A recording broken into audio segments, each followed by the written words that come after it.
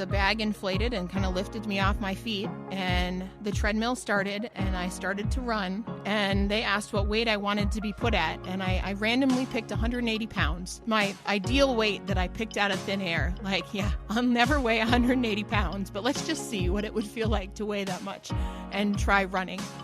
But I didn't feel like I was running. And for the first time in my life, I could understand why people like running, because I didn't feel like I was about to die. Welcome to Rehabilitationships, a new podcast from Mary Free Bed Rehabilitation, bringing you real stories of recovery from real patients and real clinicians. Thanks so much for joining us for the second episode of Rehabilitationships. I'm your host, Chris Mills from Mary Free Bed Rehabilitation, and I'm glad you're back. We are just beginning to share some of our incredible stories we are privileged to see here at Mary Free Bed, and this one has been a long time in the works. In this episode, you'll meet Liz Fanco. She's a mother of 8 great kids who was inspired to start running when 2 of her kids asked her to join them in a half marathon. The thing is, Liz has been overweight her whole life and never ran a mile before she said yes to that race. After she decided to embark on this journey, she met Todd Buckingham, PhD, exercise physiologist at Mary Free Bed. They met because of some pretty neat technology, but bonded as friends during Liz's workouts. Working together, Liz made an amazing transformation and accomplished some huge goals. This is such a great story, we had to tell it in 2 parts. We'll have the first part in this episode, and we'll be back in your feed in 2 weeks for the second half. We recorded this episode inside the Mary Free Bed Sports Rehabilitation Performance Lab, right after one of Liz's workouts with Todd. So let's get started with the first part of Liz and Todd's story here on Rehabilitationships. So we got a lot of technology around us, and actually Liz just finished a workout today, right? Yes. Now, did Todd take it easy on you today that we're doing this podcast? Absolutely not. Nope. So, Liz, tell me a little bit about your family. That really helped set this story up. My husband, Jeff, and I have 8 children, as you've mentioned. The youngest is 8 years old. The oldest is 23, and kind of everyone in between. We have 6 left at home still, 1 out of college, 1 still in college. We have a farm out in Caledonia that we raise all the usual suspects there. Cows, pigs, goats, chickens, turkeys, ducks, a little of everything to keep everybody busy. Kids are involved in sports. My husband and I coach soccer. The kids run cross country. We stay busy as a family. As we can see, your family's a big part of your life. 2 of your kids came to you and asked you a question. They wanted you to join them on something. What was that?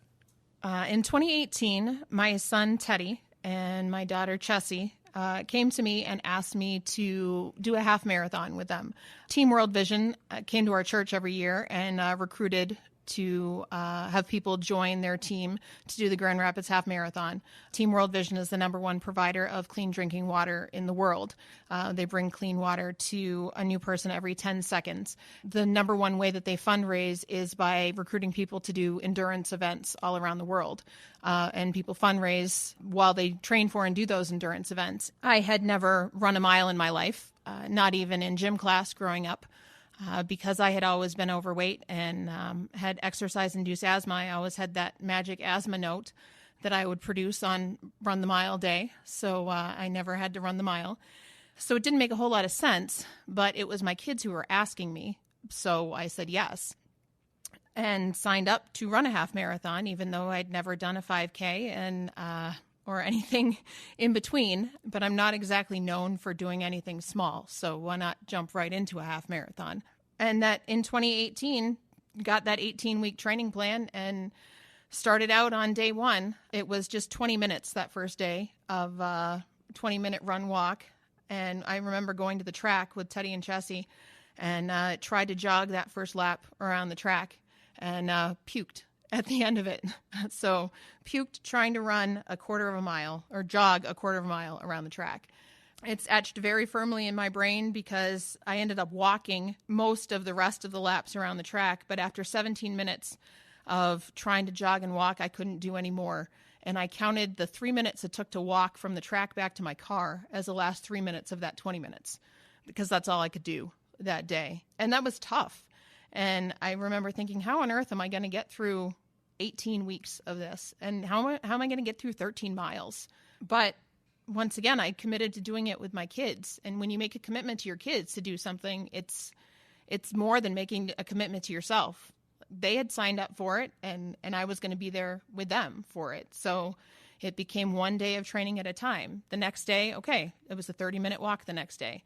Didn't have to be a fast walk, and it was a heck of a slow walk. But go walk the next day. And the next day it was a 20-minute jog walk again. And those first days of training were really, really tough. There was a lot of struggles going to those World Vision group runs. I was scared of runners. I was really worried that when I went to my first group run, they were going to reject me and be like, yeah, you should just write a check and go sit in the car and wait. One of the things that I've loved discovering through this whole process is the running community is probably the most welcoming group of people I have ever met in my life. It doesn't matter your pace. It doesn't matter your ability. If you are out there moving your feet, they are just so encouraging, not a group to be afraid of.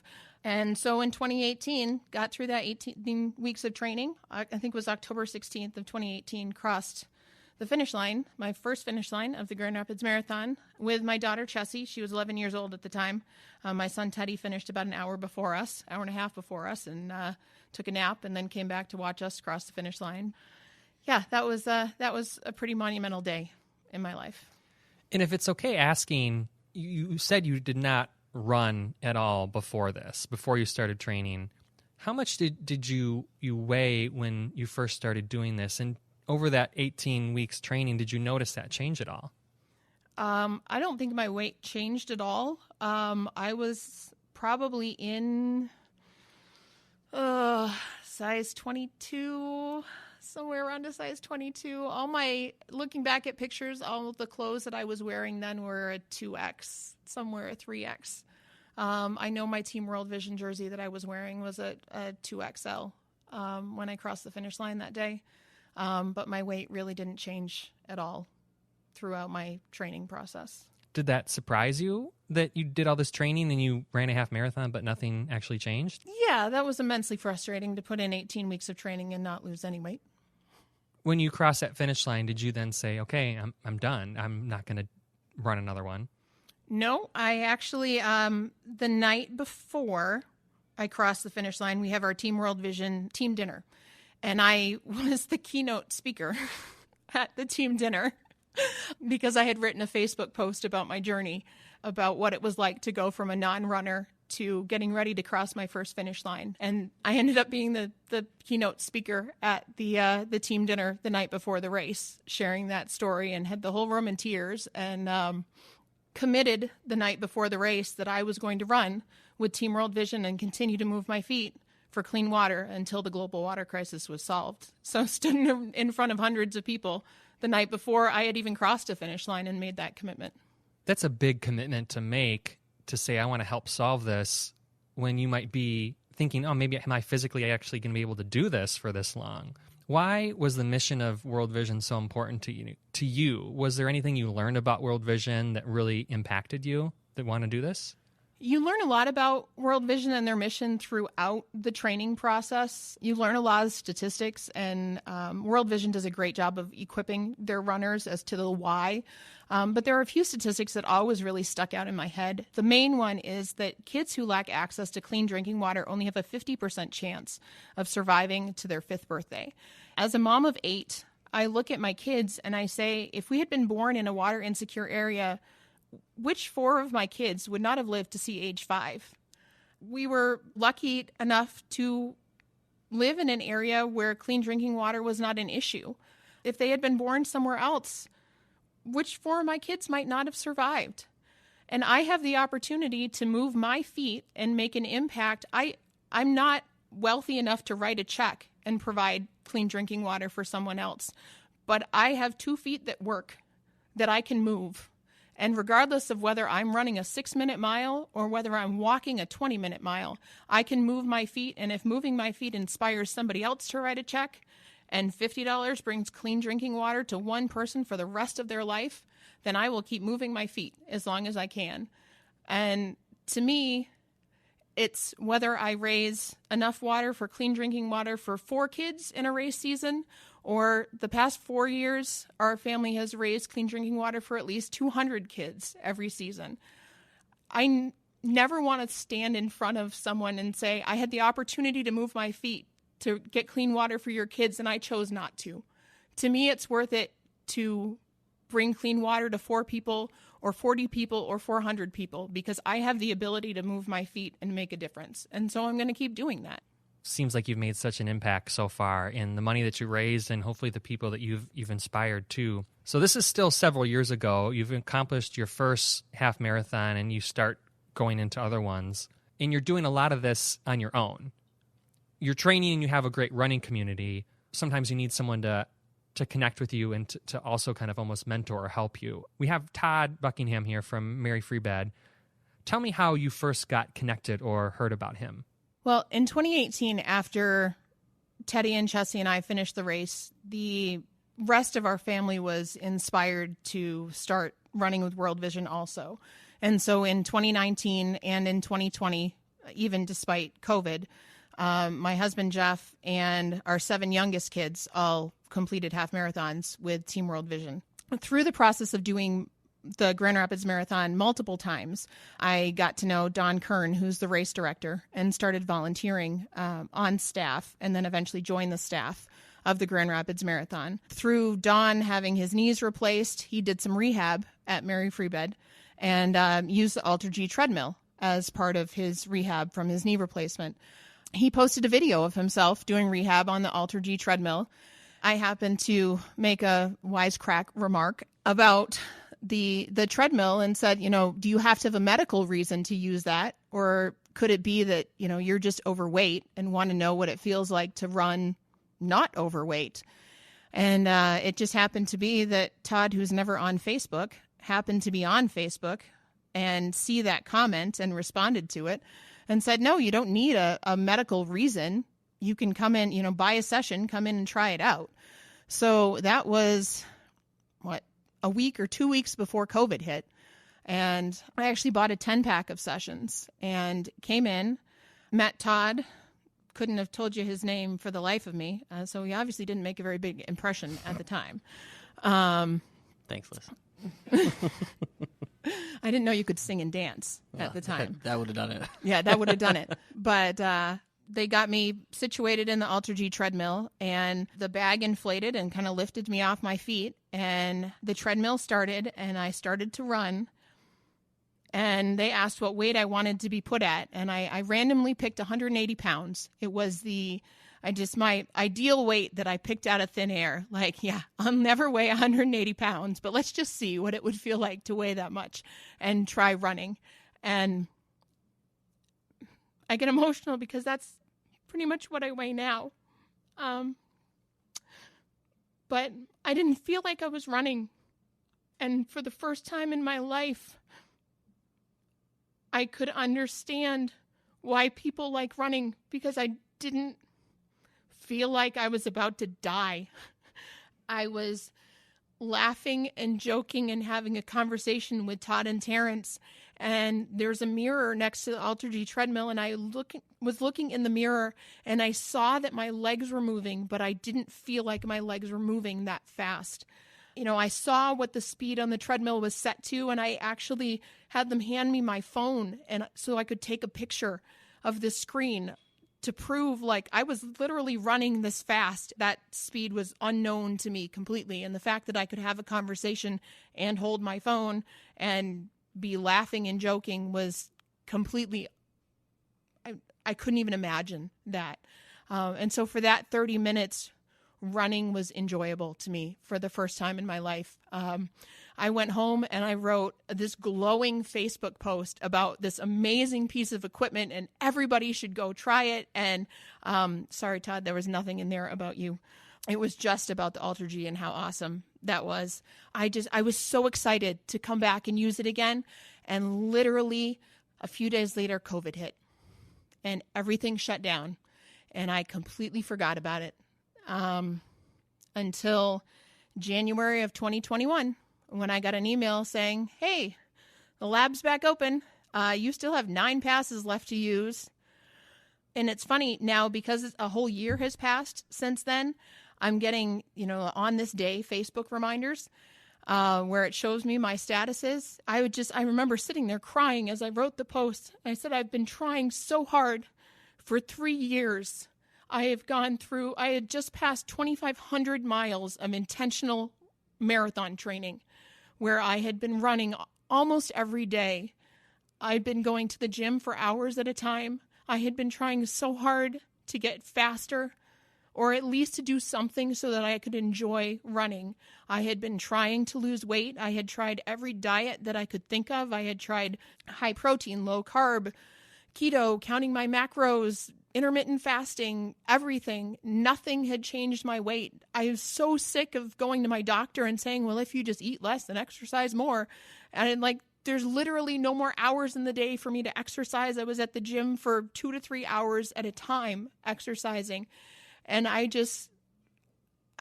had been at the gym the night before I came in to sit down with Todd, and this woman came up to me. She's like, good job working so hard. Imagine where you're going to be a year from now. And I'm like, I'm going to be a year from now the exact same place I was a year ago and 2 years ago and 3 years ago, because nothing is changing. And a year from now, it's now.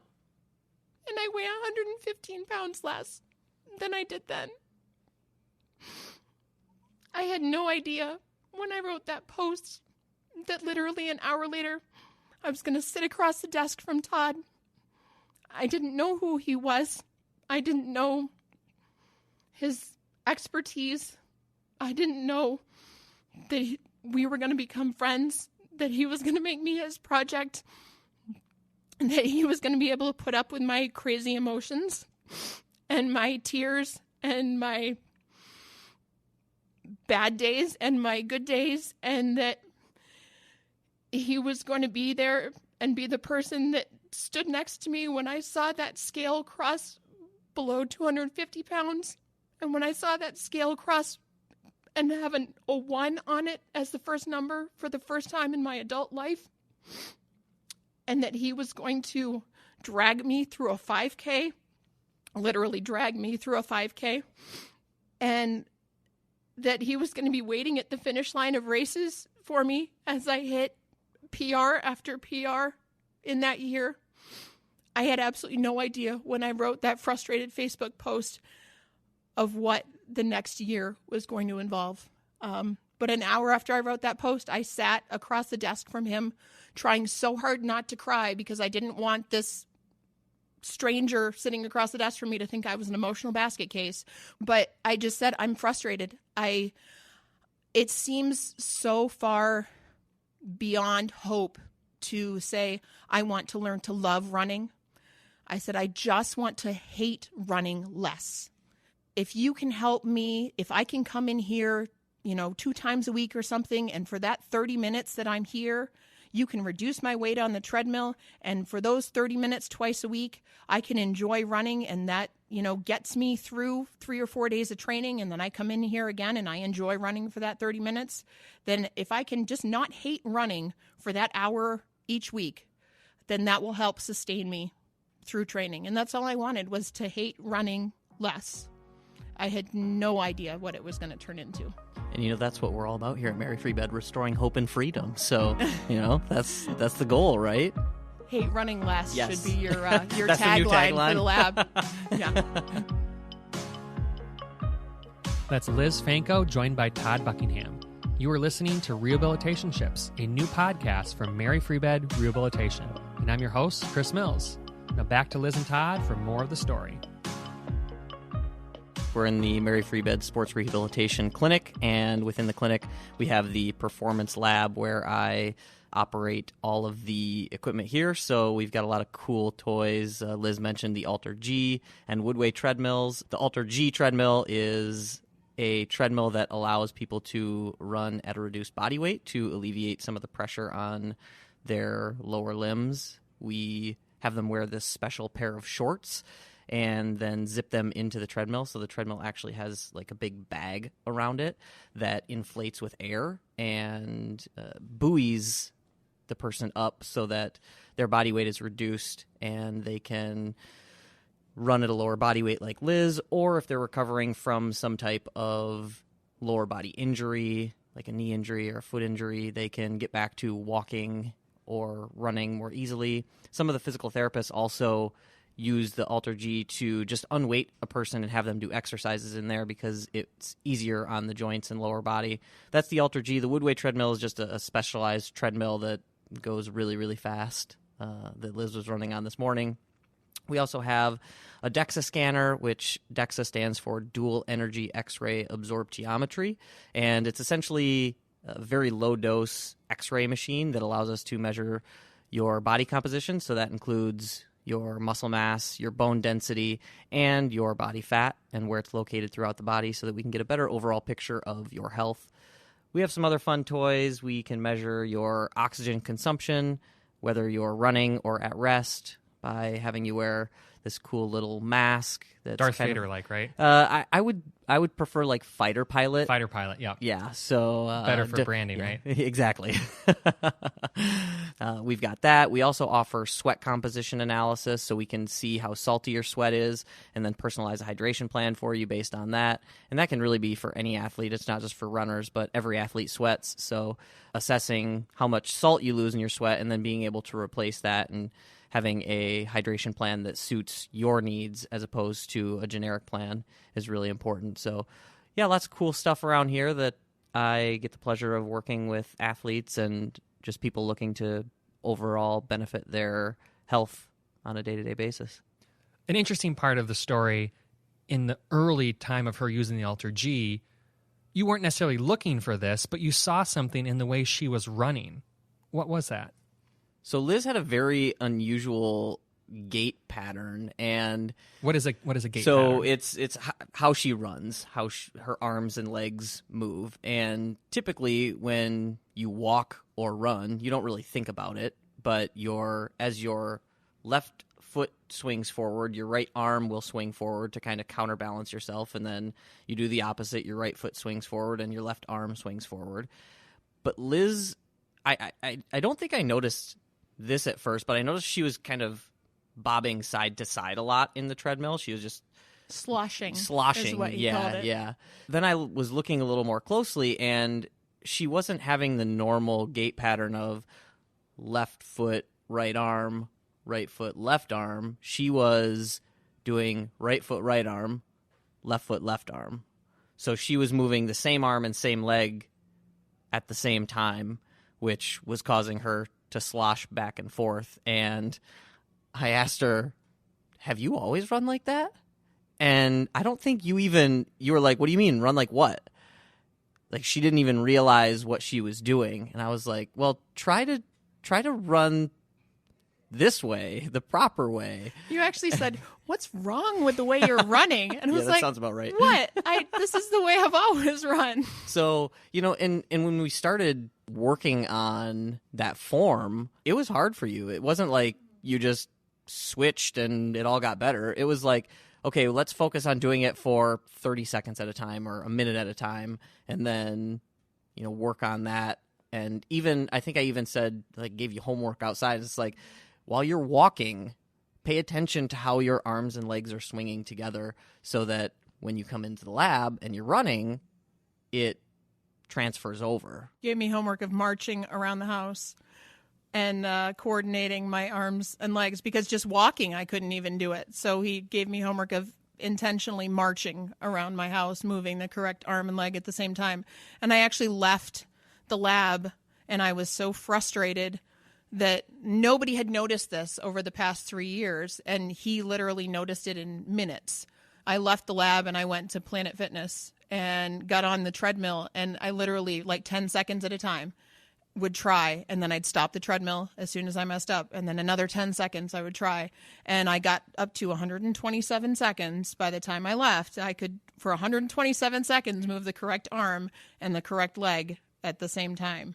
But I had like a good cathartic scream in my car when I left the lab, because it was so frustrating to me that literally for 3 years I had been running completely the wrong way. Like, if you picture cross-country skiing, that's how I was moving my arm and leg when I was running, throwing my weight side to side with every step. So, Todd, you literally taught her how to run again. Yeah, I guess you could say that. To be fair, I never learned correctly in the first place. And I don't think most people learn.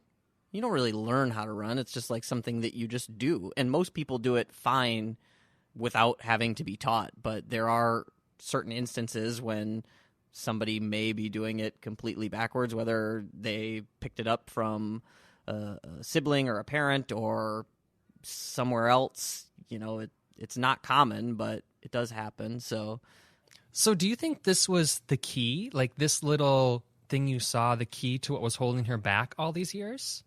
I don't know. What do you think? Probably part of it. Yeah, because it made a huge change for me because I never could find a rhythm before. You can't find a rhythm in running when you're throwing your weight side to side with every step. And that at least helped me start to find a rhythm when I was moving the correct arm and leg. But more than that, it gave me, I guess, confidence in his expertise right away, because the fact that it only took him minutes to recognize something like that, like, oh, I guess he knows what he's talking about. That made such a huge difference. So I knew that I could trust that he knew what he was talking about. He has a big sign over here, his degree from Michigan State. And so you hear, I'd never heard of this before meeting Todd, exercise physiologist. What is that? Somebody who studies the physiology of exercise. Essentially, it's kinesiology, the study of human movement and the processes that underlie human movement and energy and metabolism and basically everything about exercise that you could ever want to know. Yeah, something as simple as, you know, your running form. And being a runner and triathlete myself, that was pretty easy for me to pick up on. So, yeah, that first visit of her running and being like, what the heck are you doing? What's wrong with your running form? That was exactly the tone of voice, too. And he tried to duplicate it. Like, he tried to run across the room and duplicate it, and he couldn't. It's almost like trying to ride your bike with one foot and one hand, and like only riding it with your right foot and your right hand, and like you would just end up going in circles. So yeah, I was honestly surprised that she was able to run as much as she was, 2,500 miles and several races before we figured it out. But I mean, even being able to do that was impressive because it's not easy to run like that, and that kind of showed me what kind of person Liz is and how determined she is. Like, she's not going to let something even as big as hating running stop her from, you know, accomplishing what she set out to do. You're listening to Rehabilitationships, a podcast about the intersection of rehabilitation and relationships. If you're enjoying this story and want to hear more like it, subscribe wherever you get your podcasts. Now let's get back to hear more about her journey. Because none of this has been easy for you, Liz. You are still weighing a point that you don't want to be at. Right. You're still learning how to start running again. Mm-hmm. How did that early progress go? Because this was January 2021. Mm-hmm. Walk me through that little bit of growth and when you first started seeing progress. So Todd keeps meticulous notes on every session. So I can go back and look at those early runs that I was running at like 60% body weight. I couldn't jog at like 4.5 miles an hour for more than 30 seconds or a minute at a time before I had to stop and walk. That's slower than my warm-up pace now. Those were difficult runs for me. I was at 60% body weight, 4.5 miles an hour. I was sweating. I was not enjoying those. It was hard for me because I was doing those runs, but I wasn't seeing anything translate to full body weight on my feet. And I'm kind of an instant gratification person. I want progress and I want it now. And Todd's favorite phrase that should be tattooed across his forehead is trust the process. And I've heard that phrase more times than I care to count over the past year. And he kept telling me that, you know, we were going to go through this process and that I would eventually see that change. And I did not believe him for many months. But I did eventually see that change slowly at full body weight when I was running on my own. But the progress was very slow at first. I weighed 300 pounds. And it's still difficult. Even if you're moving the correct arm and the correct leg, it's still a lot of effort to move 300 pounds very quickly down the road. And that it took some work to get my muscles to move my body correctly. I still had exercise-induced asthma. I still have exercise-induced asthma, though I don't struggle with it anymore. So yeah, the progress was still very slow at the beginning. Todd, what do you remember of her early progress in those first few weeks and months working together? She definitely wasn't able to run very fast or very long. I remember a couple of those first sessions we had to stop because her shin muscles were hurting and she felt like she was getting shin splints. So we had to stop the treadmill and stretch and take a break. And some of the sessions we had to stop early. You know, that's just part of the process. Like she said, trust the process. That's kind of my motto. This stuff doesn't happen overnight, and it doesn't happen over the course of weeks or months. Like, it has been a year that it's taken to get to this point. And that's the thing with exercise and the benefits and adaptations that you get from exercise. It doesn't happen overnight. And I think any runner will tell you, like, the key of running is being consistent and just doing it day after day after day. You know, to her credit, she stuck with it. She's very determined. I won't say stubborn. I think people who don't understand determinedness think people are stubborn, but Liz is very determined, and she wasn't going to let anything stop her. So to her credit, she just kept coming in, showing up, doing the work. The workouts that I had written for her, we just progressively got better. We were able to run faster, longer. We started incorporating hill sprints and, you know, threshold runs and running till you puke, and those were fun.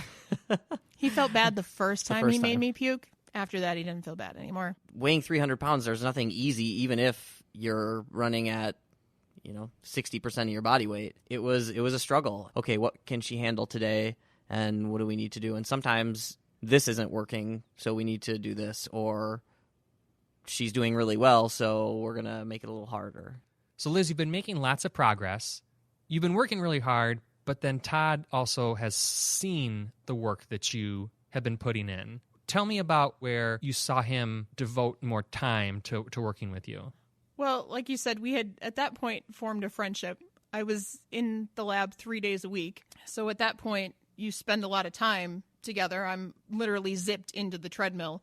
So you spend a lot of time talking. And I had finally discovered that he was a world champion triathlete, which I had no idea before that he was a big deal. So I had since Googled him and discovered that he was a big deal. Was teasing him about it one day when we were messaging back and forth. Had said, you've kind of conquered everything. Like, what's your next big challenge? And I have the text message. I actually saved it. He said, I think you're my next challenge. And I said, I don't know if I should be insulted, flattered, or thankful. And he said, it just means I'm going to invest a lot in you because I know you're investing a lot in yourself and I want to see you succeed. And I actually saved that screenshot on my phone because I'd never had someone say something like that to me before, especially somebody who was a big deal. Like he was. Not a big deal. Just to be clear, still not a big deal. You still are a big deal. He was an elite athlete and I was anything but an elite athlete. At that point, he could still run 3 times as fast as I could. And a week after we had this text exchange, he did run 3 times as fast as I did. He paced me in a 5K because I desperately wanted to run faster than a 45-minute 5K. I'd never broken 45 minutes in a 5K. He dragged me through a 5K in like 41 minutes. And then after that, because it was a wave start 5K, he then went back to the starting line, got a new bib number, ran the 5K again in 15 minutes and 13 seconds, and won it. So he dragged me through so that I could PR in a 5K, and then he went and ran it and PR'd himself and won the 5K. It was a good warm-up. It was. It was probably the slowest warm-up you have ever run. Right, yeah. I don't think you've ever run a 5K in 41 minutes in your life before. It was probably the worst 5K experience of my life. I thought I was going to die the whole time. She kept complaining. It was really annoying. It was a whole lot of shut up. No, you shut up. No, you shut up. Just to get me across the finish line. And the video of it still exists online. And I watched that video and I looked like I was going to die. But to have someone who literally could run 3 times as fast as I could and who was an elite, nationally and world recognized athlete say, hey, you're my next challenge. I'm going to invest my time and my energy in you to help you succeed was huge for me, because now it wasn't just if you try it, like if I try something and I fail, I'm just letting myself down. But if he's investing his time in me and I fail, then I was going to be letting him down. And that's a heck of a motivator. I did not want to let him down. And that really gave me the push that I needed to kind of go all in to my training at that point. Todd, what made you say this to her? I don't think every exercise physiologist or personal trainer is making their client their challenge. What made you say that to Liz? I could tell how much she was putting into it and not seeing any results, and I can definitely sympathize with how frustrating that must have been for the last 3 years of running and hating it. And, I wanted her to like running because I like running and runners like other people to like running. So, and the main thing is because she was investing so much into it, and I know what it's like to invest a lot into something and not see a lot in return. And it is very disheartening, and to have somebody who can help guide you through that makes it a lot easier. And so that was kind of my main motivation behind taking her on. What a great story so far, and that's just the first half of it. We'll be back with the rest of her story in 2 weeks, right here in your podcast feed. Thanks again for listening to Rehabilitationships, a podcast from Mary Free Bed Rehabilitation. Every month, we'll share amazing stories just like this, highlighting the intersection of rehabilitation and relationships. Be sure to rate, review, and subscribe wherever you get your podcasts. We'd love to hear your feedback as we launch this new podcast. Email us at podcast@maryfreebed.com. If you, a family member, or friend could benefit from services like what Liz received, you can learn more at maryfreebed.com. Once again, I'm Chris Mills, your host, and until next time, thanks for listening and stay well.